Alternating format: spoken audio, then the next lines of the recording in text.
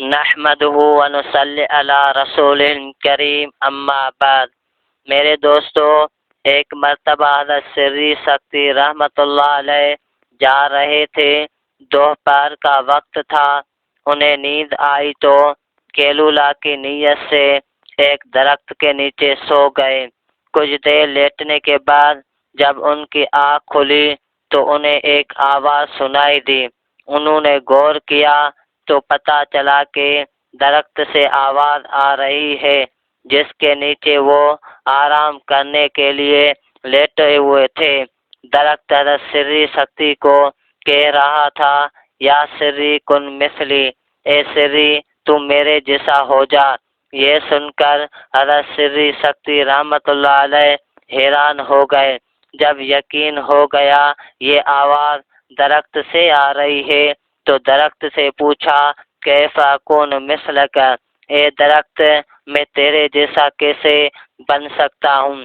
درخت نے جواب دیا، ان الذین یرموننی بالاحجار، اے سری جو لوگ مجھ پر پتھر پھینکتے ہیں، فارمیہم بالاسمار، میں ان لوگوں کی طرف اپنے پھل لوٹاتا ہوں، اس لیے تو میرے جیسا بن جا۔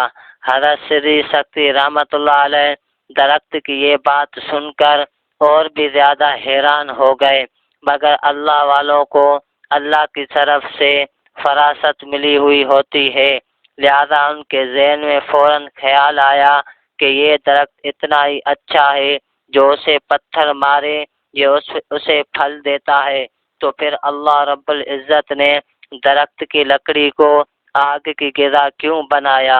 حضرت سری سکتی نے درخت سے پوچھا کہ اے درخت، فکیف مسیرک الی النار، یہ تو بتا پھر اللہ نے تجھے آگ کی غذا کیوں بنا دیا؟ اس پر درخت نے جواب دیا، اے سری میرے اندر ایک خوبی بھی بہت بڑی ہے، مگر اس کے ساتھ ہی ایک خامی بھی میرے اندر بہت بڑی ہے۔ میری اس خامی نے میری اتنی بڑی خوبی پر پانی پھیر کے رکھ دیا ہے۔ اللہ تعالیٰ کو میری یہ خامی اتنی ناپسند ہے کہ اللہ تعالیٰ نے میری اس خامی کی وجہ سے مجھے آگ کی غذا بنا دیا ہے۔ میری خامی یہ ہے کہ فَحَمَلْتُ بِالْهَوَىٰ هَكَذَا، کہ جدھر کو ہوا چلتی ہے میں ادھر ہی کو گر جاتا ہوں، میرے اندر استقامت نہیں ہے۔ میرے دوستو، اپنے اندر استقامت پیدا کرو اور اپنے دل کو اللہ سے لگا لو، غیروں سے نا امید ہو جاؤ، یہی اصل استقامت ہے۔ اللہ تعالیٰ سے دعا ہے عمل کرنے کی توفیق عطا فرمائے۔